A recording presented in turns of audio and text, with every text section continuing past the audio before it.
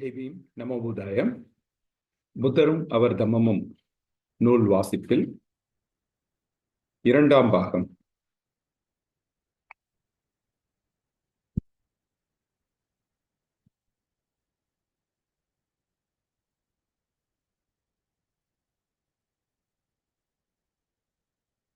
Buddhist fraternity council சார்பாக முன்னெடுக்கப்பட்டுள்ள இந்த ஞாயிறு தோறும் தம்ம உரை நிகழ்ச்சியில் இணைந்திருக்கும் அனைவருக்கும் என்னுடைய வணக்கம். இன்று இரண்டாவது பாகம். நம்ம தொடர்ந்து ஒவ்வொரு ஞாயிற்றுக்கிழமையும் புத்தரும் அவர் தம்மமும் பாபா சாஹேப் டாக்டர் அம்பேத்கர் எழுதிய நூலிலிருந்து ஒவ்வொரு பகுதியாக விளக்கி அதனை தம்ம உரையாக முன்னெடுத்து வருகிறோம். அதன் அடிப்படையில் சென்ற வாரம் நாம் மதம் என்றால் என்ன, தம்மம் என்றால் என்ன, இந்த ரெண்டுத்துக்கும் என்ன வித்தியாசம் இருக்கு, ஏன் பௌத்தத்தில் மதம் என்ற சொல் பயன்படுத்தப்படாமல் தம்மம் என்கிற வார்த்தை பயன்படுத்தப்படுகிறது அப்படிங்கிறதையும் நம்ம சென்ற வாரம் பார்த்தோம். இதுதான் பாபா சாஹேப் டாக்டர் அம்பேத்கருடைய புத்தரும் அவர் தம்மமும் புத்தகத்தில் நூல் 4 மதமும் தம்மமும் கீழ் பகுதி 1 நம்ம இந்த 5 பிரிவுகளை நம்ம ஏற்கனவே பார்த்தோம் போன வாரம். மதம்னா என்ன, தம்மம் எப்படி மதத்திலிருந்து வேறுபடுகிறது, மதத்தின் நோக்கமும் தம்மத்தின் நோக்கமும் என்ன, ஒழுக்கம் அதில் மதத்துக்கு என்ன இடம், தம்மத்தில் ஒழுக்கத்திற்கு என்ன இடம் அப்படிங்கிறத பார்த்தோம். இப்ப இந்த வாரம் அந்த பகுதி 1 இருக்கக்கூடிய கடைசி பிரிவு வெறும் ஒழுக்கம் மட்டும் போதுமானதன்று, அது உன்னதமானதாகவும் உலகளாவியதாகவும் இருக்க வேண்டும் அப்படிங்கிற தலைப்புல பாபா சாஹேப் டாக்டர் அம்பேத்கர் என்ன சொல்ல நம்ம கிட்ட அந்த புத்தகத்தில் கொடுத்திருக்கிறாரு அப்படிங்கிறத நம்ம இப்ப பார்க்க போறோம். இந்த நூல் 4 மதமும் தம்மமும் பகுதி 1 6 தலைப்பு இருந்தது, உப தலைப்புகள். அதுல 5 சென்ற வாரம் பார்த்தோம், 6வது இன்னைக்கு நம்ம பார்க்க போறோம். இப்போ இது வரைக்கும் நம்ம என்ன பார்த்தோம் அப்படின்னா, தம்மத்துக்கும் ஒழுக்கத்துக்கும் என்ன தொடர்பு அப்படிங்கிறத நம்ம சென்ற பகுதியில பார்த்தோம். ஸோ ஒழுக்கம் தான் தம்மத்துல பிரதான இடத்தை வகிக்கிறது. அதுல ஒழுக்கம் தான் ஒரு ரயில் பெட்டி மாதிரி சொன்னோம் அப்படின்னா, ஒழுக்கம் தான் அதுல என்ஜின் மாதிரி. அப்ப அந்த ஒழுக்கம் இல்லைன்னா தம்மமே இல்லை. தம்மம் தான் ஒழுக்கம், ஒழுக்கம் தான் தம்மம் அப்படிங்கிற ஒரே வரியில நம்ம தம்மத்துக்கும் ஒழுக்கத்துக்கும் என்ன தொடர்பு இருக்கு அப்படிங்கிறத அந்த கடந்த பகுதியில நம்ம பார்த்தோம். இப்ப இந்த ஒழுக்கம் அப்படிங்கிறது நம்ம எப்படி புரிஞ்சுக்கணும் அப்படின்னா, நான் சென்ற பகுதியிலே சொல்லியிருந்தேன், ஒழுக்கம்ங்கிறது ஒரு நல்லா நீட்டா ட்ரெஸ் பண்ணிட்டு ரொம்ப அமைதியா குனிஞ்ச தலை நிமிராம அப்படி போயிட்டு இருக்கிறது தான் ஒழுக்கம். அப்படி கிடையாது. ஒழுக்கம் அப்படிங்கிறது ஒரு மனசாட்சிப்படி நடந்துக்கிறது, சக மனிதனை தன்னை போல் நினைக்கிறது, அவனை நேசிக்கிறது, அவன் மீது கருணை செலுத்துறது. எல்லாருக்கும் ஒரே நீதி தான், இது நமக்கு ஒரு நியாயம் அவனுக்கு ஒரு நியாயம் கிடையாது, எல்லாருக்கும் சமம், எல்லாருமே சமம் அப்படிங்கிற சமத்துவ சிந்தனை தான் ஒழுக்கம். நம்மளுக்கு என்ன நடக்கக்கூடாதுன்னு நினைக்கிறோமோ அது அடுத்தவங்களுக்கும் நடக்கக்கூடாது, நமக்கு என்ன விரும்புகிறோமோ அதே தான் அடுத்தவனும் விரும்புவான் அப்படிங்கிற ஒரு சக மனிதன் மேல இருக்கக்கூடிய பாசம், ஒரு கருணை, இதுதான் தம்மம். அதுதான் அந்த ரூல். ஒரு சமூகத்துல இந்த ஒழுக்கம் இருந்தா மட்டும்தான் அந்த சமூகத்துல இருக்கிற எல்லாருமே சந்தோஷமா இருக்க முடியும். நம்ம கடந்த வாரம் ஒரு உதாரணம் கூட சொன்னோம். ஒரு ரூம்ல ஒரு ரூம்மேட் இருக்கிறார் அப்படின்னா நம்ம அங்க ஒரு சில ரூல்ஸ் அண்ட் ரெகுலேஷன்ஸ் ஃபாலோ பண்ணி தான் ஆகும், அப்பதான் 2 பேருமே சந்தோஷமா இருக்க முடியும். அந்த மாதிரி ஒரு சமூகத்துல ஒவ்வொருத்தரும் ஒரு சில நடைமுறைகளை கடைபிடிச்சு தான் ஆகணும். அவங்களுக்கு பிடிக்கதோ இல்லையோ அதை கடைபிடிச்சிடணும், அப்பதான் எல்லாருமே சந்தோஷமா இருக்க முடியும். இந்த மாதிரி சக மனிதன் மேல ஒரு அக்கறை கொண்ட ஒரு சிந்தனை தான் ஒழுக்கம் அப்படின்னு தான். இதுதான் ஆக்சுவலா பௌத்தத்துல ஒழுக்கம்ங்கிற டெஃபினேஷன். அப்ப அதன் அடிப்படையில் ஒழுக்கம் நமக்கு தெரிஞ்சிடுச்சு. அப்ப இந்த ஒழுக்கம்ங்கிற வார்த்தை மதத்துல எப்படி வேறுபடுது, தம்மத்துல எப்படி வேறுபடுதுங்கிறதையும் பார்த்தோம். ஏன்னா மதத்துல பொறுத்த வரைக்கும் இந்த ஒழுக்கம்ங்கிறது தனி மனிதன் சம்பந்தப்பட்டது. ஸோ அவன் ஒழுக்கமா இருந்தான்னா அவனுடைய பாவ புண்ணிய கணக்குல அவனுடைய ஆன்மாக்கு அது சேரும். அதுக்கப்புறம் அவன் இறந்த பிறகு அவனுடைய ஆன்மா ஒரு நல்ல பிறவியில போய் பிறக்கும் அப்படிங்கிற போதனை தான் பொதுவா மதங்கள் கொடுக்கிறது. ஆனா தம்மம் அப்படி கிடையாது. தம்மத்துல அது சமூகம் சம்பந்தப்பட்டது. ஸோ இந்த ஒரு தனி மனிதனுடைய ஒழுக்கம் அந்த சமூகத்தை நல்லபடியா வச்சுக்கும் அப்படின்னு நினைக்கிறது தான் தம்மம். இதுதான் அடிப்படை வித்தியாசம். அப்ப இது சமூகம் சார்ந்தது அப்படிங்கிறதுனால அடுத்த தலைப்பு ஒண்ணு வருது. அது என்ன அப்படின்னா, இந்த ஒழுக்கம் அப்படிங்கிறது ஒரு மனிதன் தனி மனிதன் சம்பந்தப்பட்டது மட்டுமல்ல. அது வந்து சமூகம் சம்பந்தப்பட்டது. அப்ப அது எப்படி இருக்கணும் அப்படின்னா, அது உன்னதமானதாகவும், அனைவருக்குமானதாகவும் இருக்க வேண்டும் அப்படிங்கிற ஒரு தலைப்பு வந்து வருது. இது வந்து 2 1/2 பக்கம் தான் இந்த பகுதி புத்தரம் தம்மம் புத்தகத்துல குடுத்திருக்கு. ஆனா மிகப்பெரிய செய்தி இதுல இருக்கு. ஆ நம்மளுடைய இந்திய அரசியலமைப்பு சட்டம், அதனுடைய அடிப்படையே இந்த கான்செப்ட், இந்த தத்துவத்தின் பின்னணியில் தான் இருக்குன்றத நான் அ புரிஞ்சுக்கிட்டேன். ஸோ என்னுடைய புரிதலுக்கு ஏற்றவாறு நான் வந்து உங்களுக்கு அத இன்னைக்கு கூடுமான வரை விளக்க முயற்சிக்கிறேன். இது ரொம்ப ரொம்ப முக்கியமான பகுதி இந்த புத்தரம் தம்மம் புத்தகத்துல இந்த தலைப்ப தான் நான் கருதுறேன். இப்ப இதுல வந்து 4 விஷயத்த டாக்டர் அம்பேத்கர் அலசியிருக்கிறாரு. ஒண்ணு வந்து உன்னதம். ஏன்னா இப்ப வந்து வெறும் ஒழுக்கம் மட்டும் போதுமானதன்று. அது உன்னதமானதாகவும், அனைவருக்குமானதாகவும் இருக்க வேண்டும்ங்கிறது தலைப்பு. ஸோ அப்ப உன்னதம்னா என்ன? ஏன் அது உன்னதமாக இருக்கணும் அப்படிங்கிறது. அதுல ஒழுக்கம் ஏன் உன்னதமானது? அப்படி உன்னதமானதுனால என்ன விளைவுகள் வந்தது? ஏன் அனைவருக்குமானதாக இருக்க வேண்டும் அப்படிங்கிற வார்த்தை அதுல தேவைப்படுகிறது. அப்படின்னு அந்த 4 பிரிவா அத நம்ம படிக்கும் பொழுது நமக்கு வந்து நல்லா புரியும்.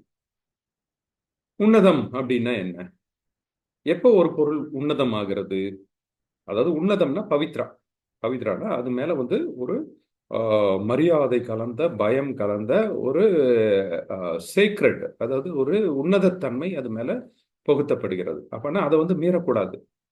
அந்த ஒரு விஷயம் உன்னதம் அப்படின்னா, அதை வந்து நம்ம யாருமே அதை தொடக்கூட முடியாது. அதை வந்து மீறிட முடியாது. அதன்படி ஸ்ட்ரிக்டா நம்ம ஃபாலோ பண்ணி ஆகணும். இது பவித்ரா. ஒரு விஷயம் உன்னதமற்ற விஷயமா இருந்தா அபவித்ரா. அபவித்ரா அது இது வந்து பாலி வார்த்தை. ஸோ உன்னதம்னா பவித்ரா, உன்னதமற்றதுன்னு அபவித்ரா. அபவித்ரால வந்து நம்ம மீறலாம். இப்போ உதாரணத்துக்கு சொல்லணும் அப்படின்னா, நம்ம வந்து இதை வந்து சேக்ரெட் அண்ட் ப்ரொஃபேன்னு சொல்றது. சேக்ரெட்டுங்கிறது உன்னதம், ப்ரொஃபேன்ங்கிறது உன்னதமற்றது. ஆஹ் இப்போ உதாரணத்துக்கு சொல்லணும்னா, இப்போ செருப்பு போட்டு போறோம் நம்ம. செருப்பு போடுற போறது வந்து ஒரு சாதாரண விஷயம்தான். ஆனா கோயில்ல போறதுக்கும் ஒரு ஷாப்பிங் காம்ப்ளெக்ஸ்ல செருப்பு போட்டு போறதுக்கும் வித்தியாசம் இருக்கு. நீங்க கோயில்ல செருப்பு போடக்கூடாது. ஆனா அங்க வந்து அந்த கோயிலுடைய தரை வந்து உன்னதம். அங்க நம்ம செருப்பு போடக்கூடாது. இதே ஒரு ஷாப்பிங் காம்ப்ளெக்ஸ்லயோ அல்லது ஒரு ஸ்கூல்ல கூட நீங்க செருப்பு போட்டுட்டு போகலாம். அங்க வந்து அது உன்னதம் கிடையாது. அதே மாதிரி நிறைய உதாரணங்கள் சொல்லலாம். விளக்கு ஏத்துறது. விளக்கு ஏத்துறது வந்து ஒரு திடீர்னு ஒரு ரூம்ல கரண்ட் போயிடுச்சு, இருட்டு, நீங்க உடனே ஒரு விளக்கு ஏத்துறீங்க அப்படின்னா, அது ஒரு சாதாரண செயல். ஆனா அதே விளக்க ஒரு பூஜை அறையில கொண்டு போய் ஏத்துனீங்கன்னா, அது உன்னதமான செயல். அப்போ கால் வைக்கிறது. கால் தூக்கி வந்து ஒரு கல்லு மேல வச்சீங்கன்னா, அது ஒண்ணும் அ அம் நம்மள வந்து மறுக்கக்கூடிய விஷயம் கிடையாது. ஆனா, அதே கால நீங்க வந்து ஒரு கடவுள் சிலை மேல வச்சுட்டீங்கன்னா, அதுவும் கல்லு தான். ஆனா, அந்த கல்லு மேல இப்ப வந்து ஒரு உன்னதத்தன்மை ஏற்றப்பட்டிருக்கிறது. இதுதான் உன்னதம் அப்படின்னு சொல்றது. ஸோ, அ அடிப்படையில உன்னதம் அப்படின்னா, நம்ம மனநிலையில ஒரு சில புரிதல் வந்து அதுல ஏற்றப்பட்டிருக்கு. இது வந்து ஐய்யயோ! இத நம்ம மீறக்கூடாது. இது ரொம்ப முக்கியம் அப்படின்னு நினைக்கிறது தான் உன்னதம். சரி. இப்ப இந்த உன்னதம் அப்படிங்கிறது, புனிதம் அப்படிங்கிற வார்த்தையும் நம்ம கொஞ்சம் குழப்பிக்க கூடாது. ஏன்னா, இந்த புனிதம் அப்படின்னாலே தீட்டுன்னு வருது. உன்னதம்ங்கிறது உன்னதம், உன்னதமற்றது. இங்கிலீஷ்ல சேக்ரெட் ஆர் ப்ரொஃபேன். இங்க வந்து புனிதம்னு இப்போ பார்த்தோம்னாலே, புனிதத்தோட இன்னொன்னு என்ன சேர்ந்துடுது அப்படின்னா, அதுல ஒரு கடவுள் தன்மை சேருது. உன்னதம்ங்கிறது நோபல். நோபல் ஒரு உயர்ந்த, சாதாரண மக்களால பின்பற்ற முடியாத ஒரு விஷயத்த ஒரு சிலர் மட்டும் பின்பற்ற முடியுதுன்னா அது உன்னதம். அப்போ இந்த புனிதம் அப்படிங்கிறது கடவுள் சார்ந்ததாயிடுது. உன்னதம்ங்கிறது மனசாட்சி சார்ந்ததாக இருக்கிறது. இப்போ ஒரு விஷயம் உன்னதம் அப்படின்னு நம்ம சொல்றோம் அப்படின்னா, அதை வந்து மனசாட்சி உள்ளவர்கள் அதை கடைபிடிக்கணும் அப்படிங்கிறது. இது புனிதம் அப்படின்னா, ஐயையோ! அத மீறினா கடவுள் தண்டிச்சுருவாரு. அது கடவுளுக்கு ஆகாது. அது தீட்டு அப்படின்னு சொல்றது. ஸோ இதுதான் அங்க வித்தியாசம். ஸோ அதன் அடிப்படையில் உன்னதம்ங்கிற வார்த்தைய போட்டு நம்ம வந்து புனிதம் அப்படின்னு நெனச்சு குழப்பிக்க கூடாதுங்கிறதுக்காக சொல்றேன். ஏன்னா, பௌத்தம் வந்து முழுக்க முழுக்க பகுத்தறிவு சார்ந்தது. ஸோ இந்த விஷயத்துல கடவுள் சார்ந்த விஷயங்கள் எதுவுமே வராது. எந்த ஒரு இடத்துலயுமே வராது. அப்போ உன்னதம் அப்படின்னோனே நம்மலாம் என்ன நெனைக்கிறோம்? உன்னதம்னா அப்படியே உயர்ந்தது, சாமி, பக்தி, அது கடவுள், இறைவன் சார்ந்தது அப்படின்னு நெனைக்கிறோம். அங்க தான் அதுக்காக தான் நான் சொல்றேன். உன்னதம்ங்கிறது பௌத்தத்துல இப்ப நோபல் எய்ட் ஃபோல்ட் பாத்ன்னு சொல்றோம். உன்னத எண்வழி மார்க்கம். 4 உன்னத உண்மைகள், 4 நோபல் ட்ரூத்ஸ். அதெல்லாம் நோபல். நோபல் டசன்ட் மீன் அது வந்து கடவுள் சம்மந்தப்பட்டது கிடையாது. இது வந்து சாமானிய மனிதர்கள் பின்பற்றாமல் சில ஒழுக்கம் நிறைந்தவர்கள் பின்பற்றக்கூடிய விஷயங்கள். அப்ப இதை எல்லாரும் பின்பற்றணும் அப்படிங்கிறது தான் அந்த உன்னதம்ங்கிற வார்த்தைக்கு அர்த்தமாகுது. ஏன்னா தம்மம் முழுக்க முழுக்க மனசாட்சி சார்ந்தது, இது கடவுள் சார்ந்தது கிடையாது. இங்க புனிதம் தீட்டுக்கு இடம் கிடையாது. ஆனா உன்னதம் உன்னதமற்றது. குசல அகுசல கம்மா, ஒரு நல்ல செயல் தீய செயல் அப்படி வேணா நம்ம பிரிச்சுக்கலாம். ஓகே, இப்போ உன்னதம் பற்றிய புரிதல் நமக்கு கிடைச்சிடுச்சு. இப்போ அடுத்து ஒழுக்கம் ஏன் உன்னதமானது? இப்போ எப்போ ஒரு பொருள் உன்னதமாகும் அப்படிங்கிற கேள்வி வருது. அதுலயும் குறிப்பா நம்ம இப்போ ஒழுக்கம் பத்தி பேசிட்டு இருக்கோம். அதனால எந்த பொருள் உன்னதமாகுது அப்படிங்கிறத விட ஒழுக்கம் ஏன் உன்னதமானது அப்படிங்கிற நம்மளுடைய கேள்வியை நம்ம அதுல சுருக்கி அதை பார்க்கணும். ஒழுக்கம் ஏன் உன்னதமானது அப்படின்னு பார்க்கும் பொழுது நம்ம வந்து 3 விஷயங்கள் புரிஞ்சுக்க வேண்டியிருக்கு. அதுல ஒரு விஷயம் என்ன அப்படின்னா சர்வைவல் ஆஃப் தி ஃபிட்டஸ்ட். இது வந்து டார்வின்ஸ் தியரி ஆஃப் எவல்யூஷன்ல நமக்கு வந்து இந்த பரிணாம தத்துவம்னு உங்களுக்கு எல்லாருக்குமே தெரியும். இந்த பரிணாம தத்துவத்துல ஆரம்ப ஸ்டேஜ்ல இருந்து அப்படியே கொஞ்சம் கொஞ்சமா உயிரினங்கள் தோன்றி விலங்குகளா மாறி அதுக்கப்புறம் மனிதன் உருவாகும். ஸோ இந்த மாதிரி இந்த பரிணாம தத்துவத்தின் அடிப்படையில் பார்க்கும் பொழுது சர்வைவல் ஆஃப் தி ஃபிட்டஸ்ட் அப்படின்னு ஒரு கான்செப்ட் இருக்கும். இது என்ன அப்படின்னா வலிமை வாய்ந்தவர்கள் தான் வாழ்வார்கள், வலிமையற்றவர்கள் விழுந்துருவாங்க. இது வந்து எல்லா உயிரினங்களுக்கும் பொருந்தும். அப்போ ஆதி காலத்து சமூகம் எப்படி இருந்தது அப்படின்னா அங்க வேட்டையாடி சாப்பிட்ட சமூகம், அது நாடோடி சமூகம். அவங்க வந்து ஹண்டர்ஸ் அண்ட் கேதரர்ஸ், அதாவது அனிமல்ஸ் ஹண்ட் பண்ணுவாங்க. அப்புறம் இருக்கக்கூடிய பழங்கள், விதைகள், கொட்டைகள் இது எல்லாத்தையும் வந்து சேகரித்து சாப்பிடுவாங்க. அதனால தான் ஹண்டர்ஸ் அண்ட் கேதரர்ஸ்ன்னு சொல்றோம். இப்போ இந்த ஹண்டர்ஸ் ஹண்டிங் போகும்போது ஒரு அனிமலை வந்து அவன் தாக்கி அதை பிடிச்சு அதுக்கப்புறம் கொண்டு வந்து சாப்பிடணும். அப்போ இந்த இடத்துல யார் வலிமை அதிகமாக இருக்கானோ அவனுக்கு தான் அந்த சாப்பாடு கிடைக்கும். வலிமையற்றவனால வேட்டையாட முடியாது, அவனுக்கு உணவு இல்லாமல் இறந்து போயிடுவான். அதே மாதிரி வலிமையானவன் தான் வந்து அடுத்தவனுக்கு கிடைக்கிற உணவையும் இவன் வந்து பிடிச்சிக்கும். ஏன்னா உணவுங்கிறது அந்த காலத்தில் அவ்வளோ தட்டுப்பாடான ஒரு விஷயம். ஏன்னா அனிமல்ஸை நம்பி சாப்பிடக்கூடிய சூழலில் அனிமல் ஓடிடும். அதை வந்து போய் அதையும் மீறி அதுக்கு வேகமாக ஓடணும், இல்லைன்னா அதை வந்து போராடி பிடிக்கணும். அப்படின்னா கடுமையான உடல் வலிமை தேவைப்படுகிறது. இது எல்லாருக்குமே இருக்கிறதுக்கு வாய்ப்பு இல்லை. அதுவும் அந்த சமூகத்தில் ஒரு முதியவர்களோ இல்லை குழந்தைகளோ அல்ல உடல் வலிமை கம்மியானவர்களோ இருந்தால் அவங்க சர்வைவல் ஆகிறது சிரமம் தான். ஸோ இந்த கான்செப்டை நம்ம ஃபர்ஸ்ட் புரிஞ்சுக்கணும். அப்பதான் வந்து ஒரு விஷயம் ஏன் உன்னதம், அதுவும் ஒழுக்கம் ஏன் உன்னதமானதுங்கிறதுக்காக இந்த எக்ஸ்பிளனேஷன் டாக்டர் அம்பேத்கர் கொடுக்குறாரு. ஓகே, அப்போ அந்த சமூகத்தில் ஆதி காலத்து சமூகத்துல ஒரு வலிமை வாய்ந்தவர்கள் மட்டும்தான் வாழ்ந்துகிட்டு இருக்கக்கூடிய சமூகம். அப்போ அந்த இடத்துல வந்து உணவு பற்றாக்குறை ஏற்பட்டுடுச்சு, இதுல திடீர்னு ஒரு இயற்கை சீற்றம் வருது, ஒரு காட்டு வெள்ளம் வருது, ஒரு காட்டு தீ வருது அப்படின்னா எல்லாரும் தப்பிச்சு ஓடுவாங்க. அப்போ யார் உடல் வலிமையானவர்களோ அவங்க ஓடிடுவாங்க. உணவுக்கும் சரி, தன்னை பாதுகாத்துறதுலயும் சரி, உடல் வலிமை மிக முக்கிய பங்கு வகிக்கிறது. அப்போ உடல் வலிமையற்றவர்கள் இறந்து போயிடுவாங்க. இப்போ இந்த சமூகம் என்ன நினைக்குது அப்படின்னா ஏன் அப்படி வந்து ஃபிட்டஸ்ட் மட்டும்தான் சர்வைவ் ஆகணும்? வயது மூத்தவர்கள் அவங்க அந்த சமூகத்தில் இருந்தாங்கன்னா அவங்களுடைய அனுபவம் வந்து அந்த சமூகத்தின் பயன்பாட்டுக்கு யூஸ்ஃபுல்லாக இருக்கும் இல்லையா? அவங்களுடைய அந்த சமூகத்துடைய எதிர்காலத்துக்கு இவங்களுடைய அனுபவம் பயன்படும் இல்லையா? அப்போ அவங்கள காப்பாற்றலாமே அப்படின்னு ஒரு கேள்வி வருது. அதே மாதிரி குழந்தைகள், அவங்க குழந்தைகளை வந்து நம்ம காப்பாற்றி கொண்டு போயிட்டோம் அப்படின்னா அவங்க வளர்ந்து பெரியவங்களான உடனே அந்த சமூகத்துக்கு ரொம்ப பயனுள்ளதா இருப்பாங்களே. அப்போ நம்ம வந்து யார் எப்படியோ போகட்டும்னு தப்பிச்சு ஓடிடக்கூடாது. யார் என்ன சாப்பிட்டாலும் சரி சாப்பிடலனாலும் சரி நான் சாப்பிட்டுக்கணும் அப்படின்னு அந்த சர்வைவல் ஆஃப் தி ஃபிட்டஸ்ட் வந்து நம்ம ஏன் மாற்றக்கூடாது அப்படின்னு அந்த சமூகம் யோசிச்சிச்சு. அப்போ அப்படி யோசிக்கும் பொழுது எல்லாரும் ஆமா சரிதான், அதுல நியாயம்தான் இருக்கு அப்படின்னு சொல்லியிருக்கிறாங்க. அப்போ என்ன பண்ணணும்? அப்போ இதை வந்து நம்ம செயல்படுத்தணும். செயல்படுத்தணும்னா என்ன பண்ணணும்? அதுல இருக்கக்கூடிய வலியவன் அவன் தான் வந்து எல்லா உணவையும் எடுத்து அவன் சாப்பிட்டுக்கிறான். எளியவர்களுக்கு கிடைக்க மாட்டேங்குது. இப்ப என்ன செய்யணும் அப்படின்னா அந்த வலியவர்கள் மேல சில கட்டுப்பாட்டுகளை விதிக்கணும். நீ எல்லாத்தையும் நீ சாப்பிடக்கூடாது, நீ கொஞ்சம் அடுத்தவங்களுக்கு கொடுக்கணும், நீ ஓடி போய் எல்லாத்தையும் எடுத்துடக்கூடாது, அடுத்தவங்களுக்கு வாய்ப்பு கொடுக்கணும். அப்போ நீ வந்து ஒரு இயற்கை சீற்றம் வருதுன்னா நீ மட்டும் தப்பிச்சு ஓடிடக்கூடாது, அடுத்தவங்களையும் தப்பிக்கிறதுக்கு வழி செய்யணும் அப்படின்னு அந்த சமூகத்துல ஒரு உடன்பாடு ஏற்படுது. ஓகேங்களா? சரி, ரைட். அப்ப யாரு மேல இந்த கட்டுப்பாடு விதிக்கப்படுகிறதுன்னா அங்க அந்த சமூகத்தில் இருக்கக்கூடிய வலிமையானவர்கள் மீது. அப்ப வலிமையானவர்கள் மீது ஒரு சட்டத்தை எப்படி நிலைநாட்ட முடியும்? யார் அதுல சொல்ல முடியும்?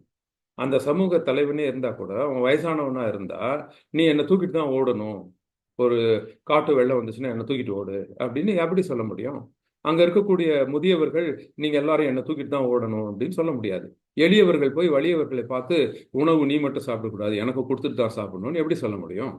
அப்போ இந்த சட்டம் வந்து எப்பயுமே ஒரு சட்டம் வந்து எளியவர்களை கட்டுப்படுத்தும். பெரும்பான்மையானவர்களையோ அல்லது வலிமையானவர்களையோ சட்டம் கட்டுப்படுத்தாது. அப்போ வலிமையானவர்கள் எதுக்கு கட்டுப்பட்டாகணும் அப்படின்னா, அங்கதான் அவங்களுக்கு வந்து ஒரு உன்னதத்தன்மை தேவைப்படுகிறது. இப்போ அதன் அடிப்படையில் தான் ஒழுக்கம். ஒழுக்கம்னா என்ன? நம்ம சொல்லியிருந்தோம், சக மனிதனுக்கு தேவையானதை கொடுக்கறது, சமத்துவம். சக மனிதனுக்கு ஒரு கஷ்டம் வந்தா அவனை காப்பாத்துறது, நம்மளுடைய கஷ்டத்தை அவன் கஷ்டம் மாதிரி அஹ், அஹ், நம்ம நம்ம அவனுடைய கஷ்டத்தை நம்ம கஷ்டம் மாதிரி நினைக்கிற ஒரு மனப்பான்மை, கருணை மனப்பான்மை, இதுதான் வந்து ஒழுக்கம்னு நம்ம பார்த்தோம். அப்போ இந்த உணர்வு அவனுக்கு உண்டாக்கணும் அப்படின்னா அது சட்டத்தால கொண்டு வர முடியாது. அதுக்கு மேல அந்த உணர்வு மேல ஒரு உன்னதத்தன்மையை ஏத்தணும். அப்போ இது வந்து உன்னதம் அப்படின்னா அவன் தானா முன் வந்து செய்வான். அப்போ அந்த காலத்துல கடவுள் இருந்தார். ஸோ கடவுள் உனக்கு நல்லது கொடுப்பாரு, உனக்கு அருள் கொடுப்பாரு, கடவுள் உன்னை காப்பாத்துவாரு, நீ இதை செஞ்சினா அப்படின்னும் போது அதை வலியவர்கள் அதை எடுத்துக்கிறதுக்கான வார்த்தை பயன்பட்டது. அப்ப என்ன பண்ற இப்போ வலியவன் மேல ஒரு ஒரு சில ஒழுக்க விதிமுறைகளை திணிக்கிறதுக்கு இந்த உன்னதத்தன்மை வந்து பயன்படுது. அதனால்தான் ஒழுக்கம் உன்னதமானது. இது ரெண்டாவது விஷயம் நம்ம புரிஞ்சுக்கிறோம். ஆனா இன்னொரு விஷயம், எதிர்பாராத ஒரு விளைவு கிடைக்குது. என்ன அப்படின்னா, அந்த ஒழுக்கம் உன்னதமானதுடன் அதுல ஆபத்தான விளைவுகள் வந்துருது.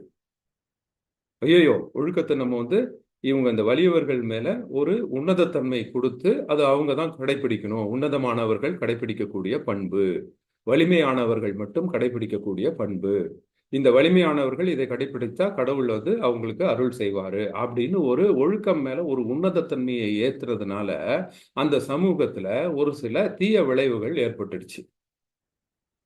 இது வந்து மூணாவது விஷயம். என்ன அப்படி தீய விளைவுகள் ஏற்படுத்தியிருக்க முடியும்? ஒரு ஒழுக்கம், அதாவது ஒரு சக மனிதனை நேசிக்கிற ஒரு பண்பு, அது உன்னதமான பண்பு அப்படின்னு சொல்றது நல்லது தானே ஒரு சமூகத்துக்கு. இது எப்படி தீய விளைவுகளை ஏற்படுத்தியிருக்கோம் அப்படின்னா, அது ஒரு சில தீய விளைவுகளை ஏற்படுத்துச்சு. ஏன் அப்படின்னா, ஒழுக்கம் அப்படிங்கிறது எல்லா ஒழுக்கமுமே நல்ல ஒழுக்கம்னு சொல்லிட முடியாது. இப்ப வந்து திருடர்கள், கொள்ளைக்காரர்கள் கிட்ட கூட ஒரு ஒழுக்கம் இருக்கும். நீங்க என்னதான் ஒரு திருடனை தூக்கிட்டு வந்து போலீஸ் ஸ்டேஷன்ல வச்சு அவங்கள அடி அடின்னு அடிச்சா கூட அவன் வாயை திறந்து தன்னுடைய கூட்டாளியை காமிச்சு கொடுக்க மாட்டான். அப்ப தன்னுடைய சக திருடன் மாட்டிக்க கூடாதுன்னு நினைக்கிறான் இல்லையா? அது அவனை பொறுத்த வரைக்கும் அது ஒரு ஒழுக்கம் தான். ஆனா அதை வந்து நம்ம ஒரு நல்ல ஒழுக்கம்னு சொல்ல முடியாது. அதே மாதிரி ஊழல் செய்யறோம். நீங்க வந்து ஒரு அரசியல்ல வந்து ஊழல் செய்யறாங்க அப்படின்னா அவங்க வந்து எந்த கட்சியா இருந்தாலும் அந்த ஊழல்ங்கிற விஷயத்துல ஒண்ணா சேர்ந்துக்குவாங்க. அப்ப அங்க வந்து ஒற்றுமை வருது இல்லையா? அப்ப வந்து இவன் வேற கட்சி அவன் வேற கட்சி அப்படிங்கிற வேற்றுமை பார்க்காம ஊழல்னு வரும்போது எப்படி ஒற்றுமை கிடைக்குது? அப்போ இது வந்து இதுவும் வந்து ஒரு ஒரு வகையில அவங்களுக்குள்ள அது ஒரு ஒழுக்கம் தான். அவங்களுக்குள்ள ஒரு டிசிப்ளின் மெயின்டைன் பண்றாங்க. ஆனா அது வந்து நம்ம நல்லதுன்னு சொல்ல முடியாது. அடுத்து வந்து மது பிரியர்கள், அதாவது குடிகாரர்கள்.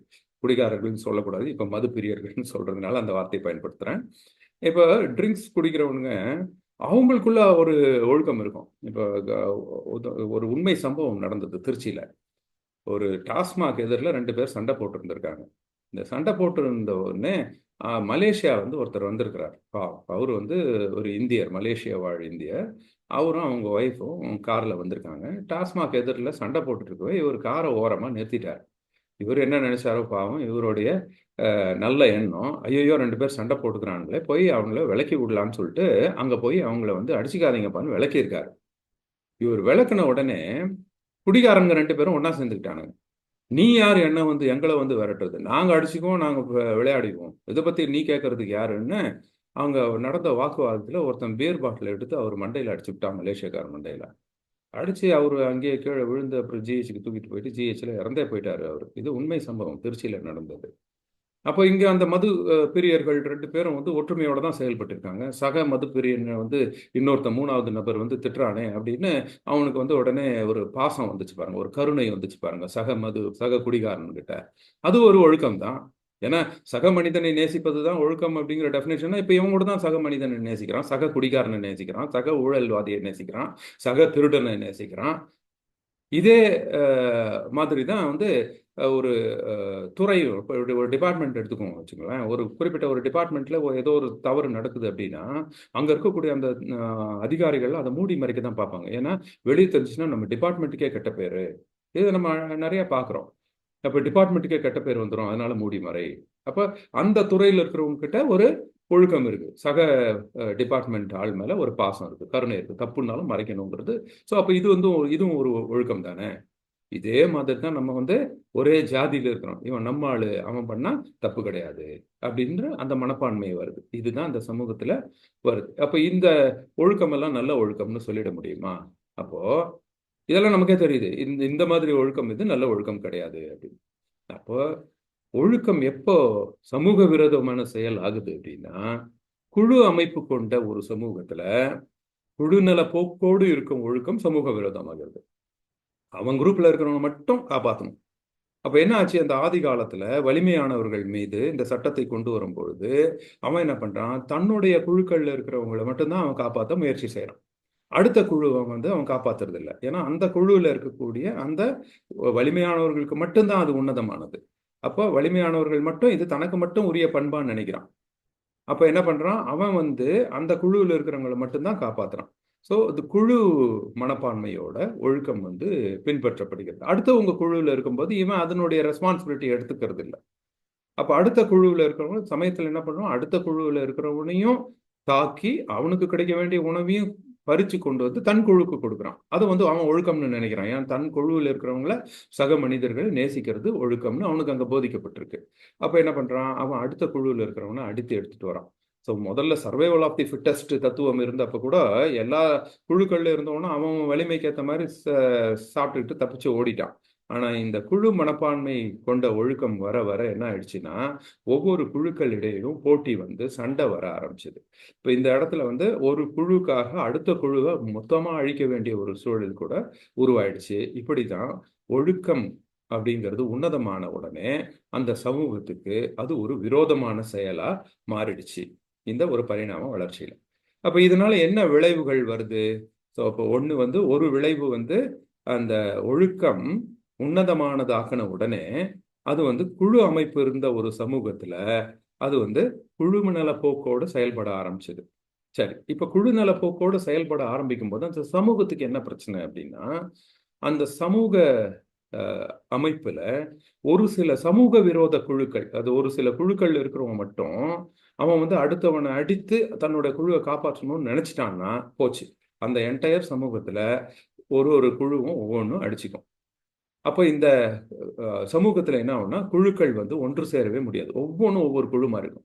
இப்ப நான் போட்டிருக்கிற படத்துல பாத்தீங்கன்னா எல்லாமே ஒரு 3 பேர் நிக்கிற மாதிரி தான் இருக்கு. பாத்தீங்கன்னா திடீர்னு அந்த இடத்துல ஒவ்வொரு 3 பேரா பிரிஞ்சிருக்காங்க. ஆனா கூர்ந்து பாத்தீங்கன்னா ஒவ்வொரு படமும் ஏதோ ஒரு வகையில வித்தியாசப்பட்டிருக்கு. ஒரு டிஃபரன்ஸ் இருக்கும். எந்த ஒரு 2 குழுவும் 2 3 பேர், ஒரு 3 பேர் கொண்ட ஒரு குழு எந்த ஒரு 3 பேர் குழுவும் இன்னொரு 3 பேர் குழுவோட ஒற்றுமையாவே இருக்காது. ஏதோ ஒரு வித்தியாசத்தை இருக்கு. ஆனா பாக்குறதுக்கு 3 பேரா பிரிஞ்சு இருக்கிற மாதிரி தெரியும். இந்த மாதிரி தான் நம்ம சமூகம். மேலோட்டமாக பார்க்கும் பொழுது எல்லாம் ஒரே மாதிரி தான் தெரியும். ஆனா உள்ளுக்குள்ள ஒவ்வொருத்தரும் ஒவ்வொரு வித்தியாசத்தோட இருப்பாங்க. அப்ப இந்த மாதிரி குழுக்களா பிழிந்திருக்கக்கூடிய ஒரு சமூகத்துல குழுநல போக்கோடு ஒழுக்கம் கடைபிடிக்கப்பட்டா அந்த குழு மட்டும்தான் நல்லா வாழணும், மற்ற குழு வாழக்கூடாது அப்படின்னு சொல்லிட்டு அந்த குழுவில் இருக்கக்கூடிய வலிமையானவர்கள் என்ன பண்ணுவாங்க, அடுத்த குழுவை வந்து தாக்க ஆரம்பிச்சு அதுல இருந்து கிடைக்கக்கூடிய ரிசோர்சஸ், அவங்களுக்கு கிடைக்கக்கூடிய செல்வங்களையும் பொருள்களையும் உணவுகளையும் தன்னுடைய குழுக்கு கொண்டு போய் சேர்த்துவான். அப்ப என்ன ஆகும், அந்த சமூகம் சிதறி கிடக்கும். அப்ப சிதறி கிடக்கும் சமூகத்துல கருத்து ஒற்றுமை இருக்காது.